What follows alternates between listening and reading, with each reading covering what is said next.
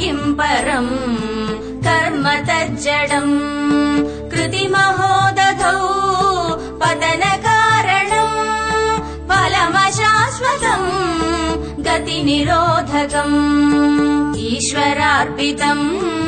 नेच्छया कृतम् चित्तशोधकम्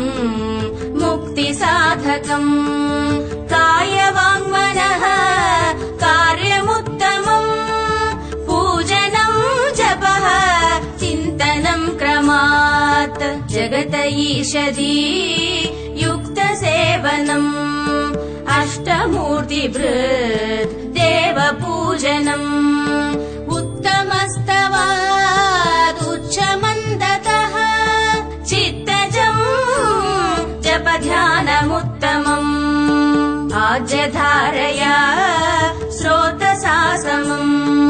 सरलचिन्तनम् विरलतः परम् भेदभावनात् सोऽहमित्यसौ भावनाभिदा पावनीमता भावशून्य सद्भावसुस्थितिः भावनाबलात् भक्तिरुत्तमा हृत्सले मनः स्वस्थता क्रिया भक्तियोग बोधाश्च निश्चितम् वायुरोधना लीयते मनः जालपक्षिवत् द्रोणसाधनम् चित्तवायवः चित्क्रियायुताः शाकयोधये शक्तिमूलका लयविनाशने उभयरोधने लयगतम् पुनर्भवति नोऽमृतम् प्राणबन्धना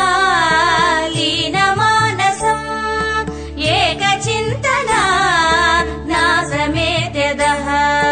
नष्टमानसोत्कृष्टयोगिनः कृत्यमस्ति किम् स्वस्तितिम् यतः दृश्यवारितम् चित्तमात्मनः चित्वदर्शनम् तत्त्वदर्शनम् मानसम् तु किम् मार्गणे कृते नैव मानसम् मार्गार्जवात् वृत्तयस्त्वहम् वृत्तिमाश्रिताः वृत्तयो मनो विद्यहम् मनः अहमयम् कुतो भवति चिन्वतः ऐपतत्यहम् निज विचारणम् अहमिनासभाज्यहमहम् तया स्फुरति हृत्स्वयम् परमपूर्णसत् इदमहम् पदाभिक्यमन्वहम् अहमिलीनकेऽप्यलय सत्तया विग्रहेन्द्रिया प्राणधीतमः नाहमेकसत् तज्जडम् ह्यसत् सत्त्वभासिका चित्क्ववेतरा सत्तया हि चित्तया ह्यहम् ईश जीवयोर्वेषधीभिदा सत्स्वभावतो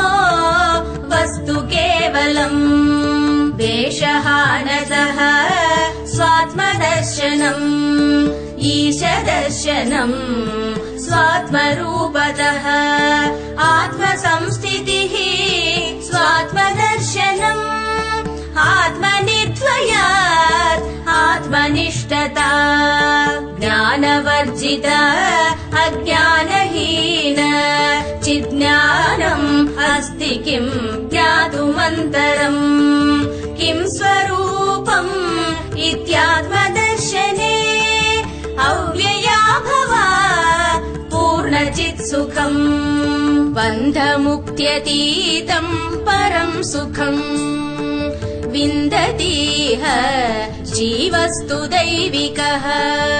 अहमपेदकम् निजविभानकम् महदिदम् तपो रमणवागियम् अहमपेदकम् निजविभानकम् महदिदम् प्रियम्